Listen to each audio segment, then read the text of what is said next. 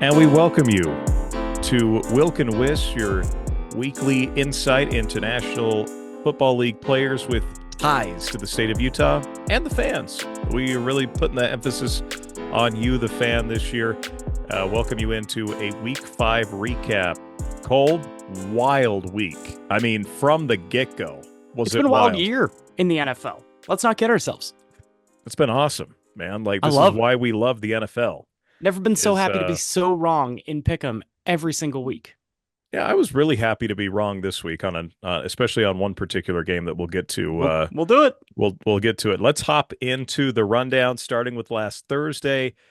Atlanta beats Tampa Bay in overtime. Wild game, wild finish. Tyler Algier does just finish with 6 carries, 12 yards.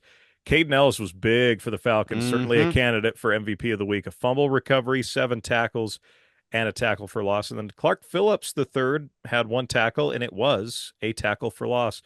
Primetime Kirk Cousins. Who would have thought? He's got 2 primetime wins.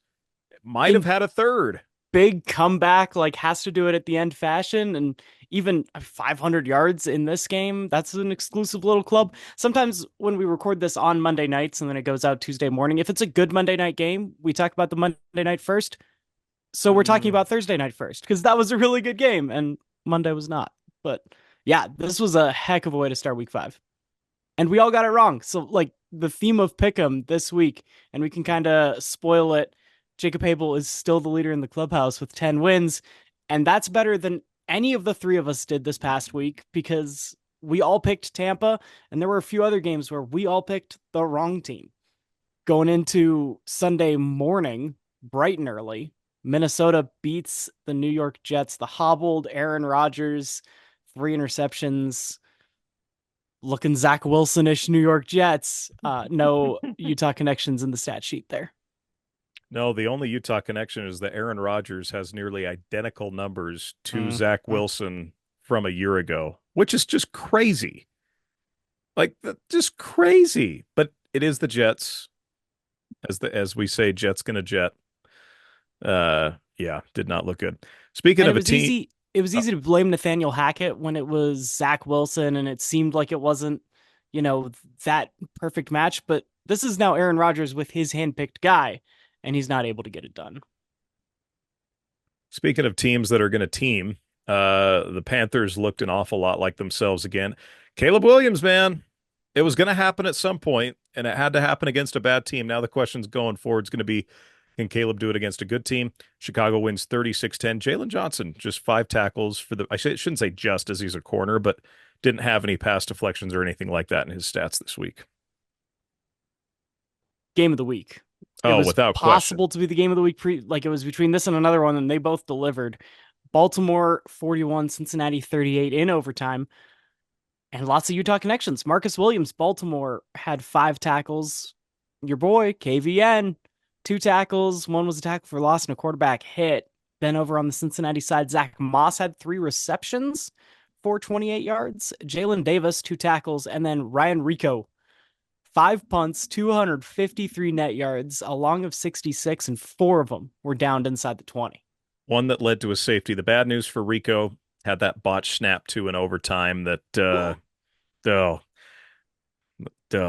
that stinks. Yeah, punting's only half the job when you're a punter. You also got to hold for the guy that gets points. Well, and Ryan had such a great game up to that point too. That's what stinks. But would be a candidate for player of the week again, given if he's the holder with that field goal that goes through. So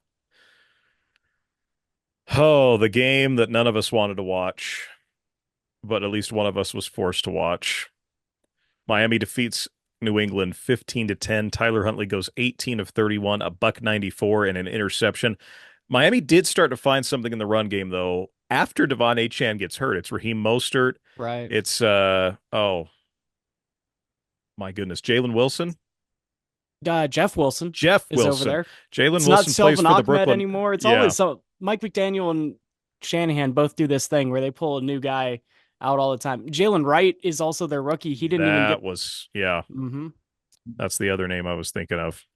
And so you would think now with Tyler Huntley being the quarterback, he's got a little bit more wheels than certainly Tua or Skylar Thompson, and yet when the run game gets going, he wasn't even really that big of a part of it. Yeah, that's kind of interesting. Kind of interesting. Washington continues to roll 34-13 over the Cleveland Browns, who continue to roll down the hill.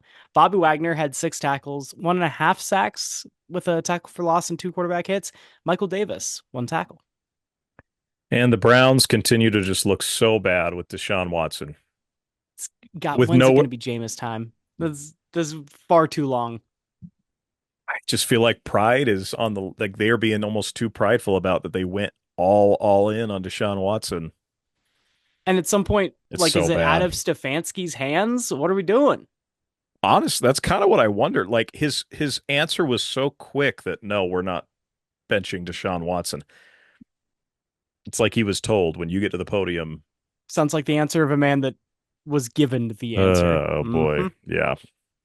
Another wild game. Joe Flacco continues to defy all odds despite losing this game. Jacksonville wins 37-34 on a last second field goal. Devin Lloyd, 6 tackles for the Jaguars. Julian Blackman had 3 tackles for the Colts. Matt Gay, 2 of 2 on field goals, and with a long of 37 and 4 for 4 on extra points. Jags get a win. They're in the Yeah, column. there are no more winless teams, and the throwback uniforms do it.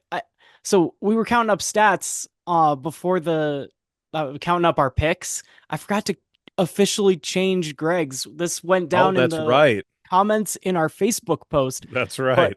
Greg specifically said in our pick'em that if Atlanta was wearing the throwbacks, he'd pick them.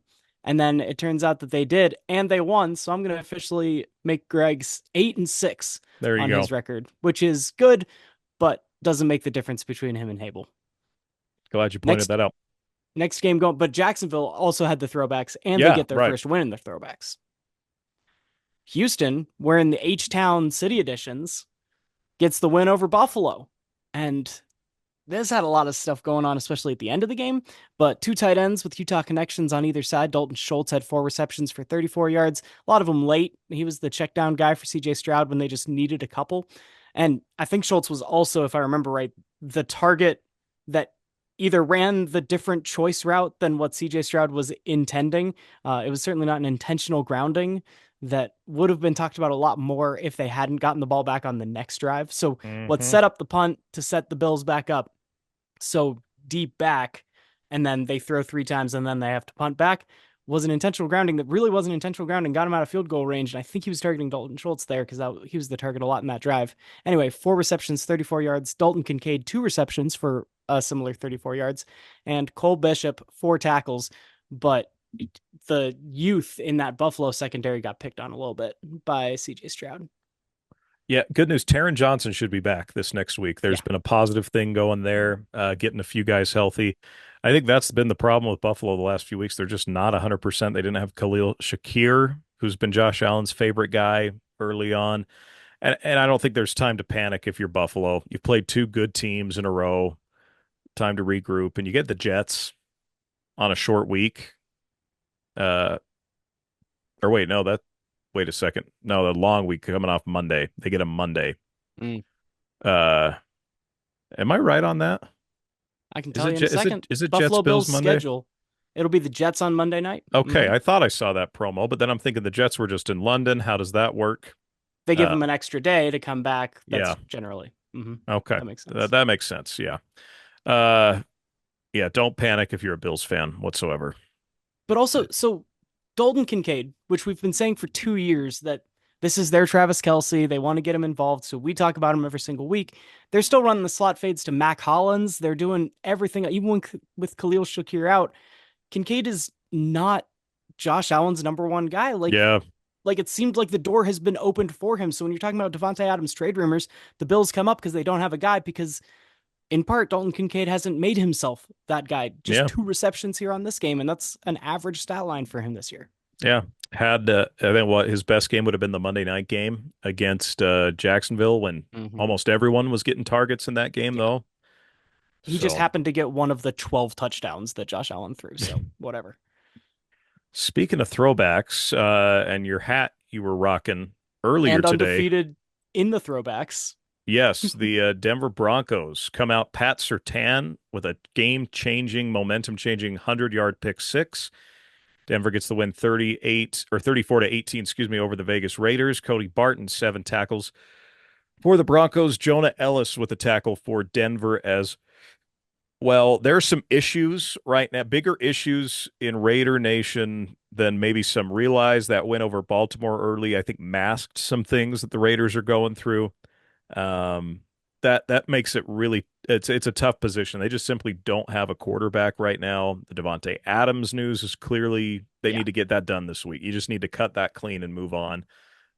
Get guys in that Antonio Pierce wants and likes. That's part of it. That's part of the risk you take when going with a guy like Antonio Pierce. You need his guys for him to be successful. But then if they're not going to find his guys, and then if we're planning on them being terrible and then taking a quarterback in what by all accounts is a bad quarterback draft, I mean, it's like the NBA, right? Sometimes the ones that we call the bad drafts end up being okay, depending on who you get. But Antonio Pierce isn't the quarterback whisperer, right? He's just the rally the guys and play hard defense guy, right? Max Crosby is going to run through a wall for him, but but they're not getting that out of the Antonio Pierce team right now. So fingers crossed that he's not just a one and done guy because they have set this team up for failure and they're failing. But there was a disconnect between the front office and the team that Antonio Pierce is being asked to coach right now, Yeah. in my opinion. Oh, 100%. He's a better coach than this. Yeah. Tanner, York, Arizona Cardinals. Show off the hat for a second. It's We've a been doing new it's hats a every time, but is it's a this a beaut. repeat hat This is just because you probably a had to? repeat for me. Yeah, this might be the best hat I've owned in my life in terms of the unique design and everything. Love it. Did not look good for a minute there, Cole. Not gonna lie. I was pretty down in the dumps for a minute. But the end result is Arizona 24, San Francisco, of all teams, 23. Kairos Tonga had two tackles for the Cardinals right in the middle. Fred Warner, he was there. He was doing his job. 12 tackles, a pass deflection. And then Mitch Wishnowski, the punter, was 1 for 1 on field goals Jake Moody got hurt. and then one punt for 41 yards. Say the line, Bart. Faithful Faithful then, then, faithful faithful now. now. I talked about this on an episode last year why I hate the 49ers so much. They have very likable players. I love Christian McCaffrey. I love Fred Warner. I think Brock Purdy's story is incredible. Uh, Yes. do not like the Bosa brothers, which obviously one doesn't play for the Niners, but that's, there's reasons to dislike. I'm not a big the way Ayuk and Debo have kind of handled things. Kittle's very likable as what you Yeah. got to love George Kittle. It's the fans and the experience I had, and that's what makes wins like this so stinking sweet. 7.5 point underdog on the road. You have a field goal blocked, return for a touchdown in the first half. Kyler throws a pick late in the first half, looks dejected, looks like that pouty Kyler Murray of the past few years. And what does the defense and the run game do? Dominate the second half, did not Mm-hmm. allow a point. Second, get this, Arizona in 5 games this year has not allowed a single point in the second half twice. And they're the two teams that were in the NFC Championship game a year ago. Now, I get the Niners are missing Crazy. guys. They're a bit of a slump, and they still lost that Detroit game, I should point out, even though they didn't allow any points. Right. But this is why you hire Jonathan Gannon. You haven't really had a defensive-minded guy in Arizona for a while. It was Ken Wisenhunt, it was Bruce Arians, and it was Cliff Cliff. Kings. It was Cliff, who's now doing a great job as a coordinator because he's an offensive guy. Like, When is that going to fall apart though? Like I both of know. us were a little bit under consensus on Jaden Daniels in general and the Cliff Kingsbury effect also there. That's that magic can't continue because we've seen Cliff fall apart for the Yes. Cardinals before. But Yes. yeah, to your point, now they go defense, now they go culture. It's working. It and again, I still don't think this team's a playoff team, but just to get a win like that on the road is massive. Big morale booster, big game for Arizona. And man, I tell you what, I was a pumped up man on Sunday. It's Got got to some, remind you a little bit of Kyler's rookie year, even where they were playing in close games all the time, and they were still a yeah, bad team, and you knew you didn't have high expectations for it, but they were showing the glimmers already. And then we saw, like, almost immediately after that, Kyler proving it and playing, MVP level before falling down the stretch and then getting hurt for a couple of years. And so now we're back in this little dip and we're ready for that rise again for the Gonna Red be Sea. gonna be interesting. This a big. They got Green Bay this week. That's a Mhm. big one up at Lambeau. But right now, the standings show Cardinals at 2, 49ers at 3 in the Mm, division because you got your head to head mm, tiebreaker. love it. Speaking of those Packers, they got a win at SoFi. Probably more Packers fans there than Rams fans at SoFi Stadium. Jordan Love, maybe the throw of the year to Just right Jordan away. Reed. I mean, yeah, before we get into even his stat line, just maybe the throw of the year. 15 of 26, 224 yards to go along with two touchdowns. Did have another interception, which is something to keep an eye on. Again, those interception numbers for Jordan. But I thought he was resilient. I should point out Zane Anderson also got a tackle on special teams for the Packers. Uh, Jordan's still getting some footing back. I think, that kind of injury for how quickly he's come back, maybe he's still not 100% trusting the knee. Maybe it's still not 100% feeling the way it should. But at the end of the day, Right. the Packers got the win. They did what they needed to do against a very banged up Rams team and get back in the win column with Jordan Love. The Colby Wilkinson curse is broken. The Jordan Love / Malik Willis curse is now broken too. They can all move on. They get a win. The Rams at the bottom in that division of yours. At the top right now is the Seahawks, but only by one game because they fall to the New York Giants of all team, who, speaking of a blocked kicker, a defense special teams touchdown in your fantasy Mm-hmm. lineups, the New York Giants 29-20. No Utah connections here, but the Seahawks defense, which I personally had just very, very high hopes for with Mike McDonald, has made Daniel Jones look perfect after allowing Jared Goff to look actually perfect on Monday night the week before. So, Seattle, this was your chance. San Francisco is looking down. They have that post Super Bowl hangover. They're hurt. Their guys weren't in training camp, and they're now at 2-3. And you had a golden opportunity to have a 2-game lead in this division, and you lose to the Giants. Yeah, that was probably the worst loss of the week. Like you could talk about, money lines and different things like that. Well, yeah. Arizona was obviously a bigger underdog, given that they were going up against San Francisco, and then you look at some other, just look at some other games potentially. But that was without a doubt the biggest upset. No Malik Neighbors. Didn't even have your best player for the New York Giants, and Mr. Rogers did not come out of the woodworks for the Giants. They still got the win. So there you have it. Well, Cole, uh, Yeah.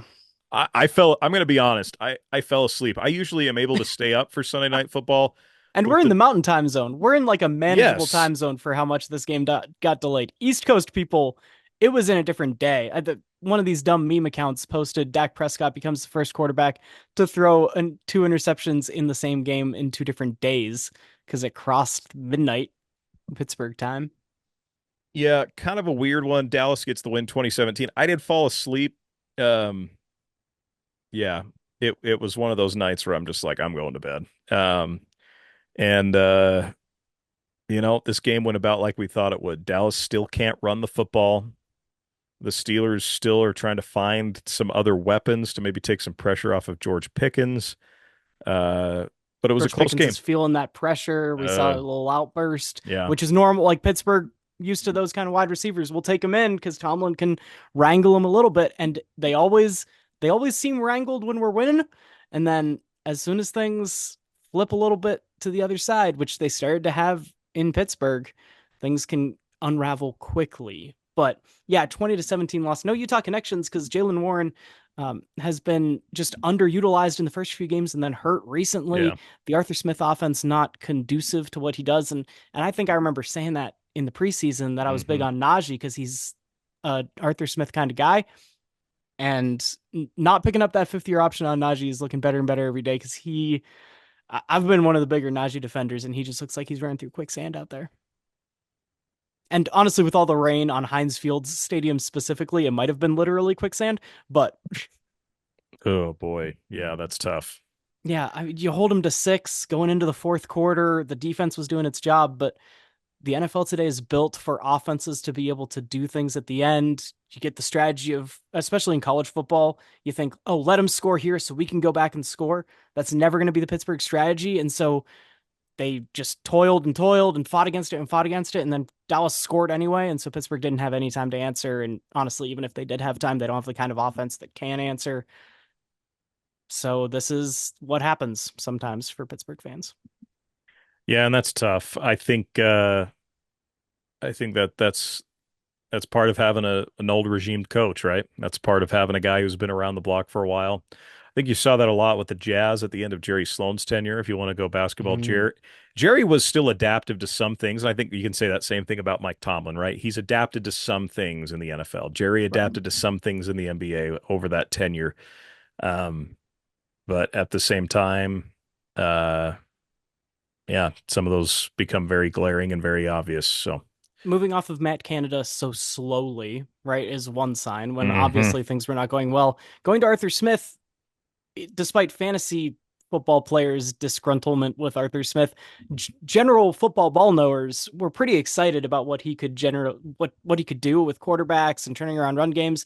We haven't seen any of it so far in Pittsburgh. yeah, It's pretty disappointing. And then so that was an exciting end, although it did put people to sleep just with the style of play. Monday Night Football was a little bit of a snooze fest in the second half, as well as Kansas City just stayed paced ahead of New Orleans for the whole game. We had an exciting Rashid Shaheed play yes, early, 4 receptions, 86 yards, and a touchdown is his final stat line. And then Jamal Williams, 2 carries, 9 yards. Taysom Hill still on the injury block. And that Foster Moreau touchdown, that could have been Taysom, honestly, if he yeah. was in there. Yeah, they missed him tonight. Those short yard situations, Kansas City just own those. Mm-hmm. Lat, I was very happy with the Rashid Shaheed touchdown, given that it saved me in Guillotine League this week.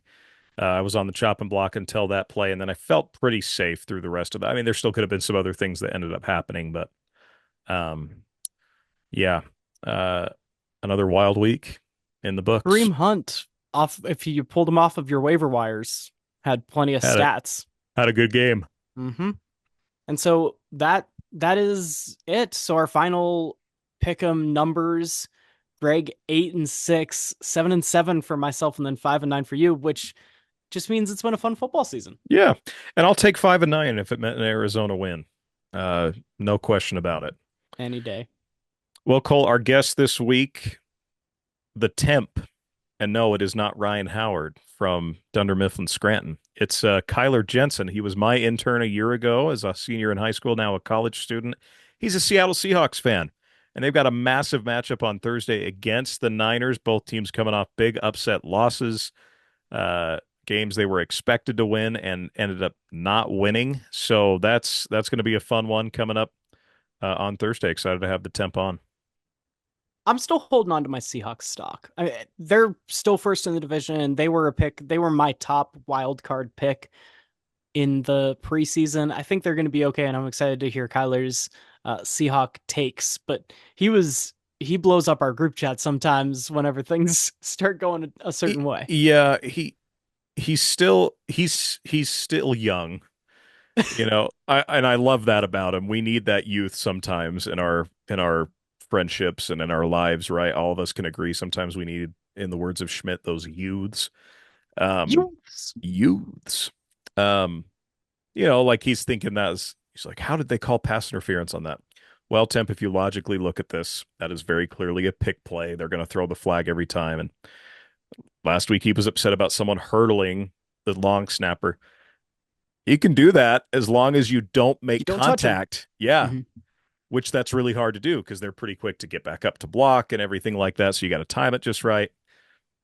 We love you, Temp. We're excited to hear some hot takes on Thursday. It'll be a lot of Literally fun. this morning, sent him an Instagram meme of Larry David sitting with like three young people, where it's, me when I talk to my coworkers who are only like a couple years younger than me at work. And that's sometimes how I feel with the temp. Yeah, you and I kind of in this like pro image friend group where we've had most of those guys on the show. We're the old men of the group. They're Yeah. all a lot younger than you and I, but my friend, it was good to see you in and out today. We didn't Oh, specify that. It was 5 hours. I told you I'll talk to you in 5 hours when I left in and out in Orem. So, yeah. uh, good week of football. Excited for another one to come and catch up on Thursday, brother. You've got double duty on Thursday. Your Thursday is going to be kind of busy.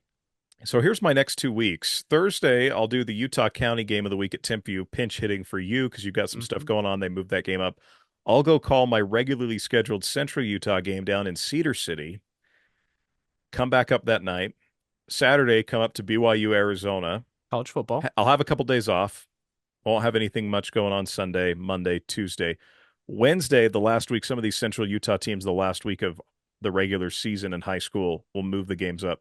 Calling a game Thursday in Mount Pleasant, calling a game Wednesday in Mount Pleasant, Thursday in Nephi, back up to Provo Friday for BYU Oklahoma State. So 'tis the season. We got a lot of football, and And then it's playoffs for the high school right after that. yes, we start into playoffs. A couple teams will get some buys early on. A couple of the teams, it'll be pretty even. Half the teams I cover will have a first round bye, and then the other half are expected to either. North Sanpete's a fringe team. I'm not sure if they're going to get a host of first round games. Right. UAB at this point should. Um, but yeah, it's fun. It's just fun. Football So is yeah, meant I to be love seeing fun. your tweets. I love seeing your 3A power rankings and the Central Yeah, Utah power rankings. That's always good to hear. And yeah, I love you, brother. I appreciate you coming in because I got other work commitments hanging me up. And then I've got a Wednesday night game the following week as well, which is our yeah. the 6A season finale also. Wild that high school regular season ends not even a third. It will be like a third of the way through the NFL. And then regular season basketball and hockey are just upon us all of a Yeah, sudden. Utah Hockey Club plays Tuesday night for their debut. The Jazz played on Monday night in preseason. It's wild. It's a wild time. Baseball playoffs are going on. It's the equinox is upon us, folks. So hope you enjoy it. Appreciate all of you tuning in to us for a little bit during your sports week. And he's Cole Wissinger. I'm Tanner Wilkinson. We'll catch up with you on Thursday for another edition of Wilk and Wiss.